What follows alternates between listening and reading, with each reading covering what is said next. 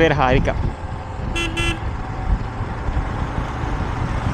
చల్ బాగుంది ఫీలింగ్. అక్క తెలుగు, మన తెలుగు కాబట్టి బాగా మాట్లాడుకున్నాం. తమిళనాడు సైడ్ వెళ్తే మన తెలుగు వాళ్ళు ఉంటారు, చూద్దాం. అటుపక్క కూడా ఏదో ఒకలాగా బిస్కెట్లు ఏం కాదు, నార్మల్గానే ఫ్రెండ్లీగా మాట్లాడింది. ఇక్కడి నుంచి చాలా వరకు మర్చిపోయాను, ఇందాక కూడా చెప్తున్నాను కదా.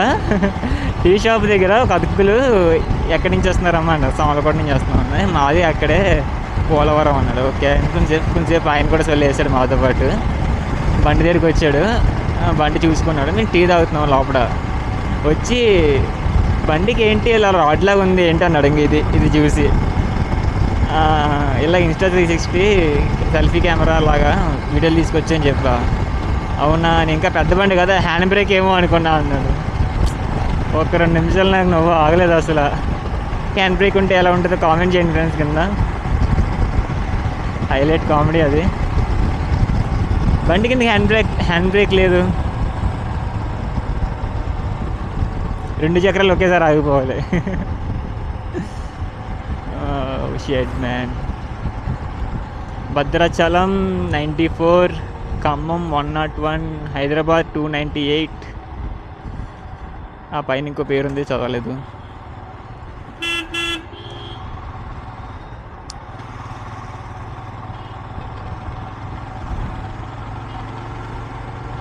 అక్క ఒక విష్ చెప్పింది, ఆ విష్ జరగాలని కోరుకుంటూ అన్ని గుళ్ళకి డబ్బులు వేయమంది. సో కన్ఫామ్గా అన్ని గుళ్ళకి వేస్తాము. నీ విష్ కూడా అక్కడ చెప్తాము అక్క, డోంట్ వరీ. కొన్ని రోజుల్లోనే ఆ విష్ కూడా సాల్వ్ అయిపోవాలని చెప్పి కోరుకుంటున్నాం.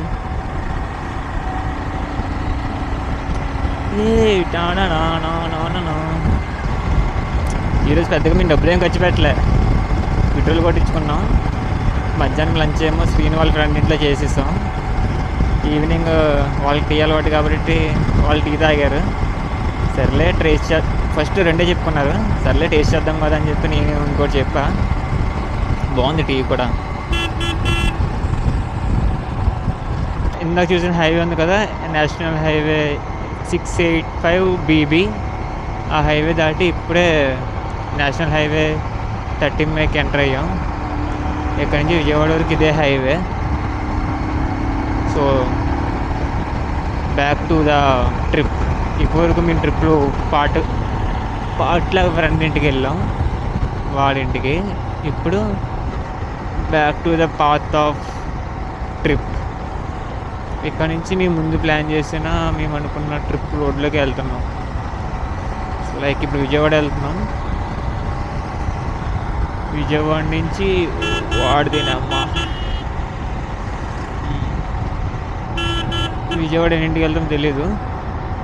మేము వెళ్ళాల్సిన డెస్టినేషన్ అయితే తిరుచునాపల్లి. ఇక్కడి నుంచి 732 కిలోమీటర్స్ ఉంది. టైం వచ్చేసరికి ఇప్పుడు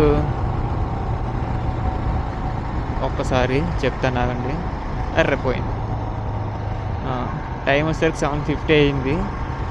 ఒక 12 వరకు అంటే 8 అవర్స్, 4 అవర్స్ ఉంది. ఇంకా 4 అవర్స్లో నాకు తెలిసి మ్యాక్సిమం ఒక 300 to 400 కిలోమీటర్స్ కవర్ చేస్తాం. ఆ తర్వాత ఎర్లీ మార్నింగ్ అలా లేచి ఇంకొక 400 minutes కవర్ చేసి తిరువణమలైకి వెళ్ళేసరికి ఆడికి వెళ్ళిపోతాం. సో మిట్ట మధ్యాహ్నం ఎలాగో రైడ్ అయ్యాం కాబట్టి ఆ టైంలో అక్కడ లోకల్ ప్లేసెస్ చూడడం కానీ, లేదంటే రెస్ట్ తీసుకొని సాయంత్రం గిరి ప్రదక్షిణ అవన్నీ కంప్లీట్ చేసేసుకుంటాం ఆ రోజు. రేపు గిరి ప్రదక్షిణ అవన్నీ అయిపోతే రేపు సాయంత్రం స్టార్ట్ అయ్యి నెక్స్ట్ డెస్టినేషన్కి వెళ్ళిపోతాం. ప్రజెంట్ ప్లాన్ అయితే అదే. సో వన్స్ ఇట్ కంప్లీట్ ప్రశాంతంగా ఉంది.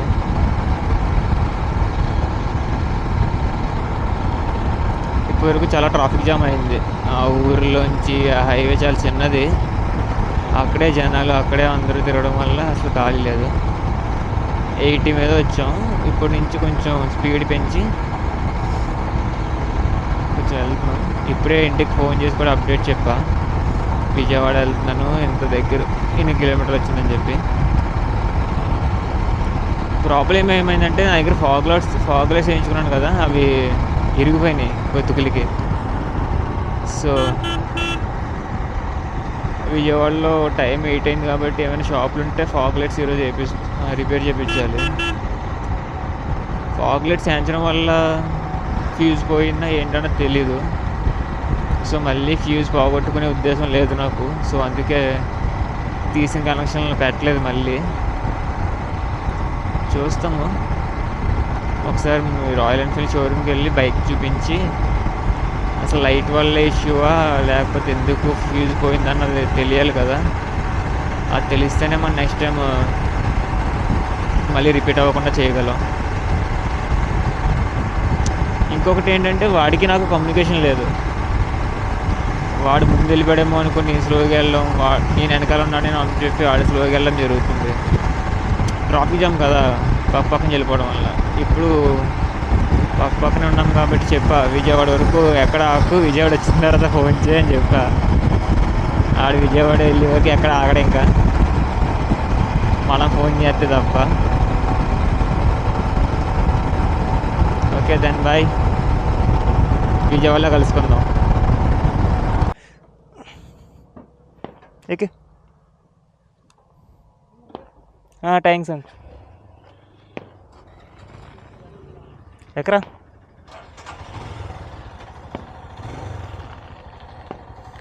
అక్కడైతే పెళ్ళిదో జరుగుతున్నట్టుంది, బాంబులు వేస్తున్నారు.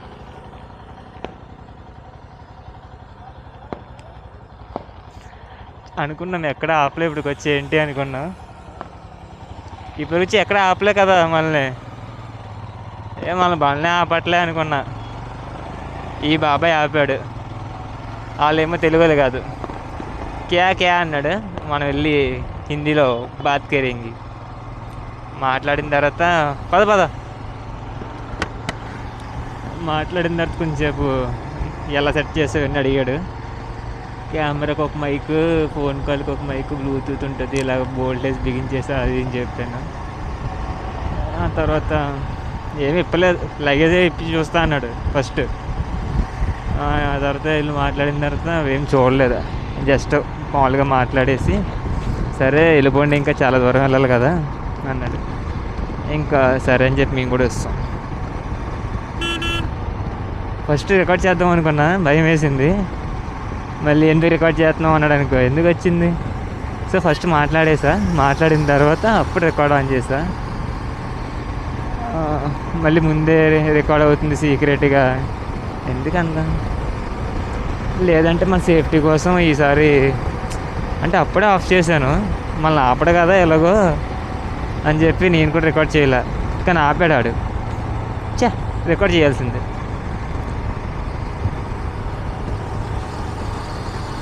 వీడితో ఆగాక మాట్లాడదు ఏమన్నాడు అని. ఓడి అమ్మ, ఎలక్షన్ టైం కదా, బండి మీద ఎందుకు అన్నాడు. బండి మీద ఎందుకు ఏంటండి, బండి మీద ఉంది ఫండ్ అంతా అన్నా. 175 కిలోమీటర్స్ ఇంటి దగ్గర నుంచి ఈరోజు మన జర్నీ చేసింది. టోల్ గేట్ల దగ్గర ఆగాల్సి వస్తుంది. ఈ టోల్ గేట్ కాదు, ఇది టోల్ గేట్ కాదు. ఈ వెనకాల నుంచి హెల్మెట్తో కొట్టేస్తున్నానండి బాబాయ్. ఇలాగెళ్తే విజయవాడ ఎప్పటికి వెళ్తాం మనం. ఇది ఎవరు,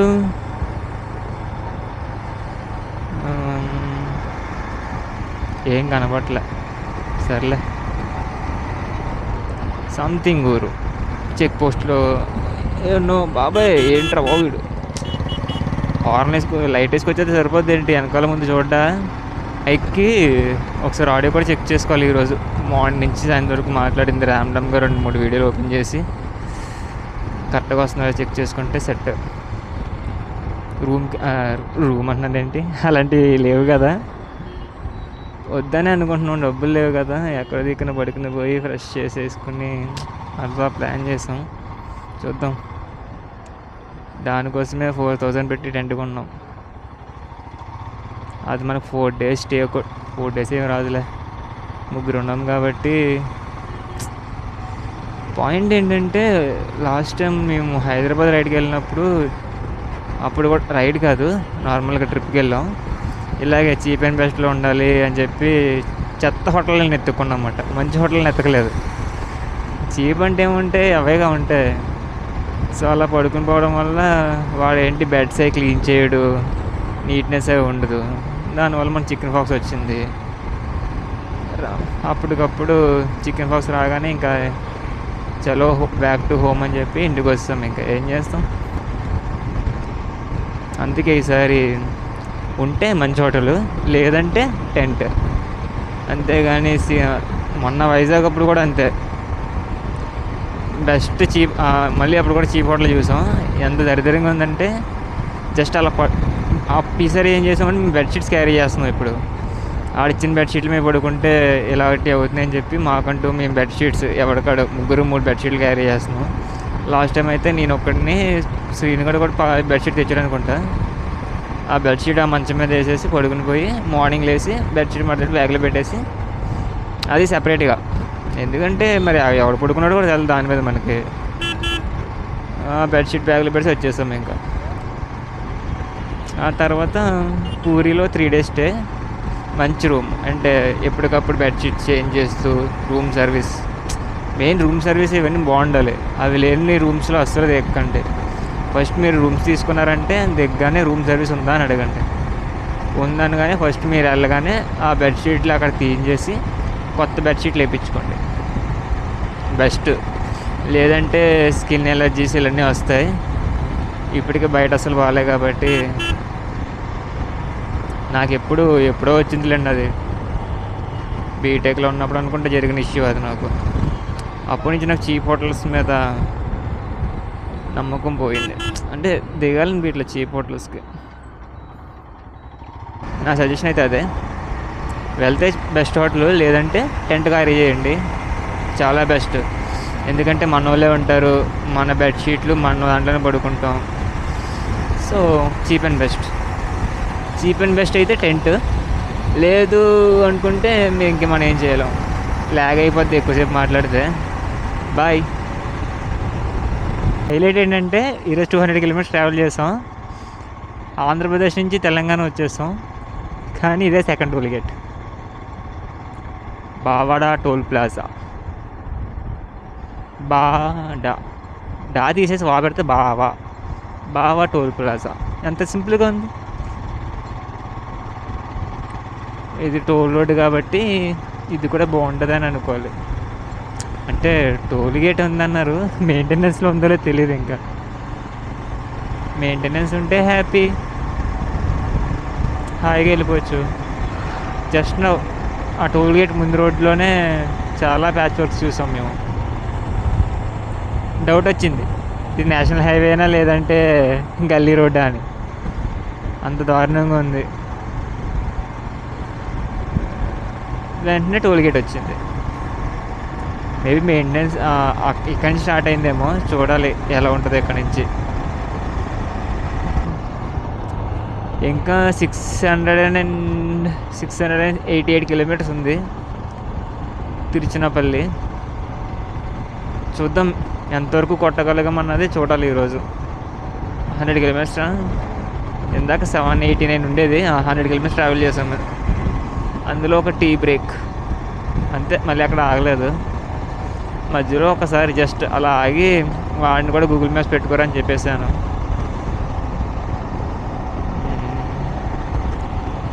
విజయవాడ వెళ్తాం. విజయవాడలో ఏమైనా తినేసి కొంచెంసేపు బ్రేక్ తీసుకుంటాం. ఒక 5, అంటే తిన్నామంటే బ్రేక్ తీసుకున్నట్టే కదా, ఇంక బ్రేక్ ఏం తీసుకోం.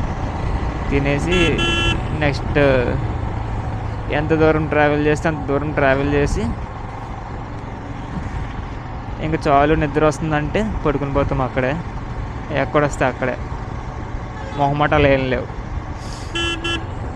ఏదో పెట్రోల్ బంక్ ఏదైనా మంచి స్పాట్ చూసుకొని అక్కడ స్లీప్ వేసేసి మార్నింగ్ అక్కడి నుంచి కంటిన్యూ అవుతాం.